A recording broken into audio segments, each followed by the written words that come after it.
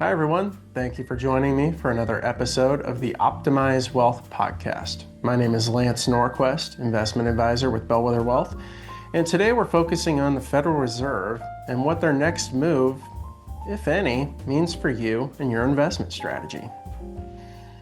As we saw just last week or early December, the Federal Reserve, with not a whole lot of surprise, cut rates again for the third time in 2025.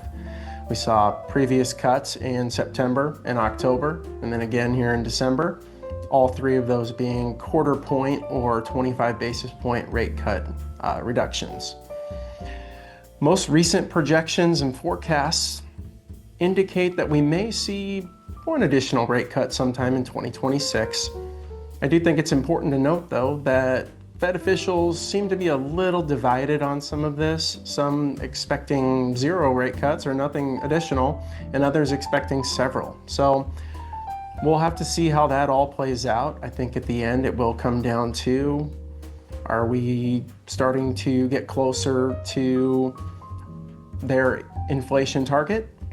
Because at the end they want confirmation and not hope that inflation is cooling. So we'll have to see how that all plays out as we go through next year. All that being said, though, we're starting to hear less and less about rate cuts, so that would indicate that we're getting closer and closer to the end of a rate cycle. So if you want my take, I would expect very modest easing going forward, and don't bank on the Fed really cutting much more than they already have, at least for 2026. So with rate cuts, or interest rates in general, how does that impact your investment strategy? Well, interest rates actually affect everything from stock valuations to bond prices. Just generally speaking, in a higher interest rate environment, that can put pressure on particular sector like growth stocks, for example. The way that growth stocks are valued, it all comes down to their future earnings. And when you're doing a present value calculation on future earnings and using particular discount rates, well, if that's a higher rate, that brings the present value of those future earnings down to a lower value. So it can impact fundamental valuations for growth stocks. Higher rates also can make those short-term interest-bearing investments, think money markets or cash equivalents, a lot more appealing to investors. Interest rates typically reset fairly quickly on those types of investments. So again, when interest rates are increasing, those are going to be the first things that see the increase, which equates to a higher yield.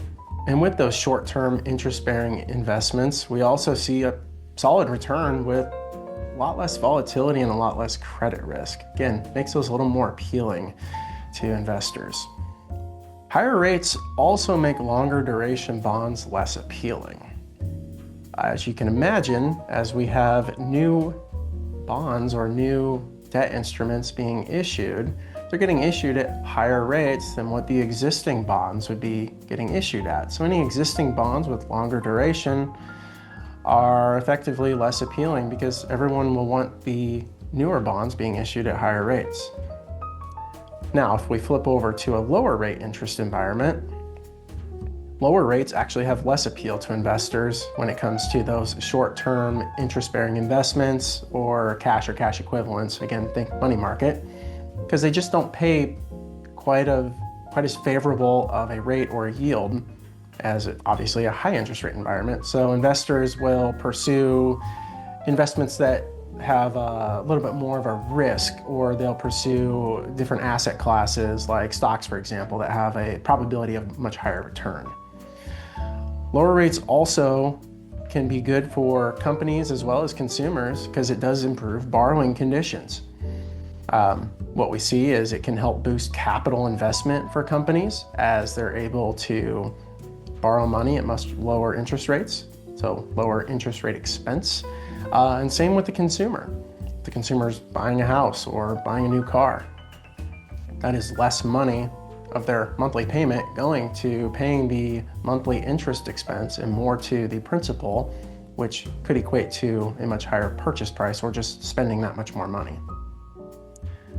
talked about bonds in higher rate environments. Now, bonds in low rate environments, lower rates make longer duration bonds more appealing. So again, thinking back to the earlier comment where we were discussing newly issued bonds being issued at higher rates. Now in a low interest rate environment, new bonds are getting issued at much lower rates. So your existing longer duration bonds that are paying higher rates are going to be much more favorable or much more appealing to the investor and to your portfolio. So again, discussing your portfolio, how should you structure things to maximize the effectiveness or your overall return on investment in these interest rate environments? Well, first thing I would note is to make sure that you are diversified, and you also want to make sure you're focusing on quality. High quality investments typically translates to consistency, and consistency to resilience across all interest rate cycles or high or low interest rate environments. I think you also want to make sure for your portfolio from a diversification standpoint that you're monitoring your duration. Again, as we mentioned earlier, when rates are rising, you want to keep your duration quite short because as your bonds mature, you want to rotate those into those newly issued bonds at much higher rates. On the flip side, when rates are easing, you want to make sure you extend your duration. You want to pick up those existing bonds and extend your duration or lock in those higher rates now, because once those start to mature, you're going to be rotated into those those lower paying interest rate bonds that are newly issued. Just remember, this is general information and shouldn't be taken as investment advice. That being said, this is something that we can certainly help you to make sure that your portfolio is properly structured to meet your investment goals, your risk tolerance, your objectives, as well as your time horizon. Those are all key components to making sure that you have a diversified portfolio and how to navigate interest rate environments.